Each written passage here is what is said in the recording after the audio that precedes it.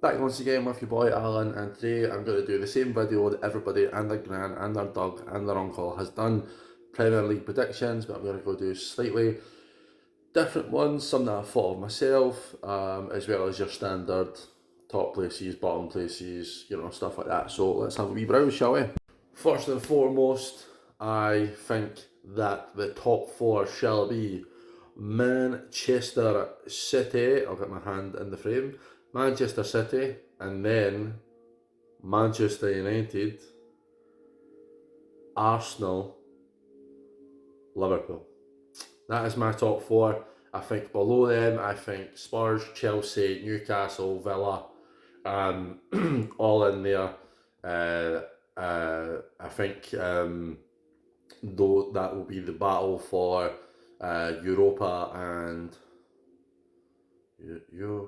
what's the other one called? Conference League, that one.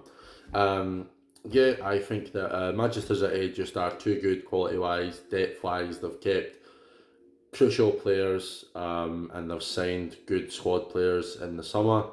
They have Kevin De Bruyne and Haaland.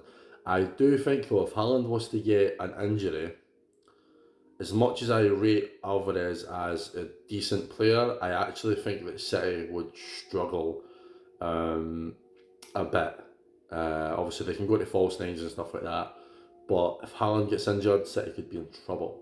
But yes, my top four is Manchester City, followed by Manchester United, followed by Arsenal, and then Liverpool. My predictions for surprises of the season, I think that Aston Villa will be really, really solid. Unai Emery was getting them playing at a very, very good level towards the end of the season there, and I think they will be very, very good. I think Darwin Núñez is going to give Haaland a good run for his money for the Golden Boot this year.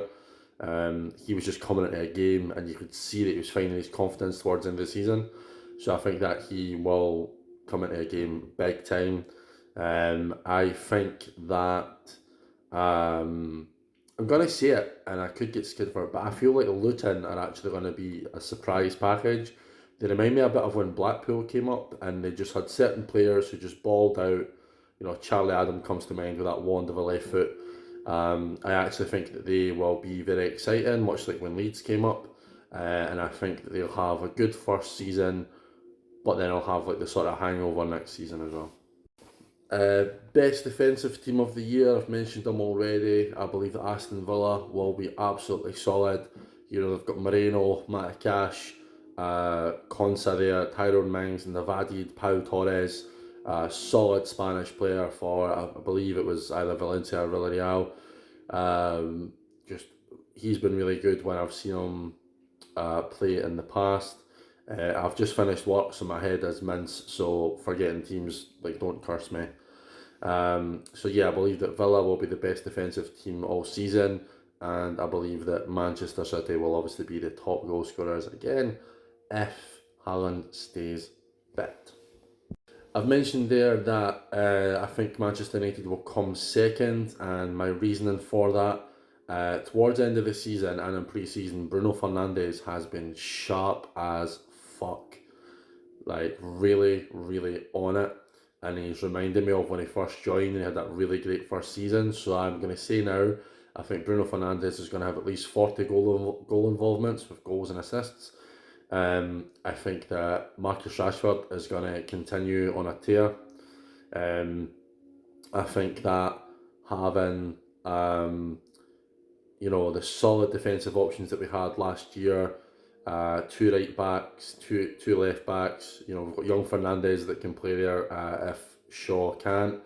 Dalot can play both sides. Varane, Martinez, Lindelof, they can all kind of go in between each other. I think that Lindelof will probably be called on more for kind of cup games and maybe some league games, so we can keep Varane for the Champions League, and on a Money Mason in there in the midfield, giving rest to players like Casemiro, Eriksen, Bruno if we need to. And then we've finally got like a full actual striker up front, Rasmus Højlund. I think he'll grow into it. He's probably not going to be great for the first 10 games or so, but he'll grow into it. If he starts off on a flyer, then fantastic. That's what we want. Um, Martial is a bit part player. I don't think Martial has ever been good enough for Man United. However, as a bit part support striker, he'll do fine. Sancho has also looked super sharp in pre-season. I hope he continues that. And obviously we've got Garnacho, Anthony, Rashford. Like really, I honestly think Manchester United are going to challenge on all fronts this season, and I have faith in Ten Hag.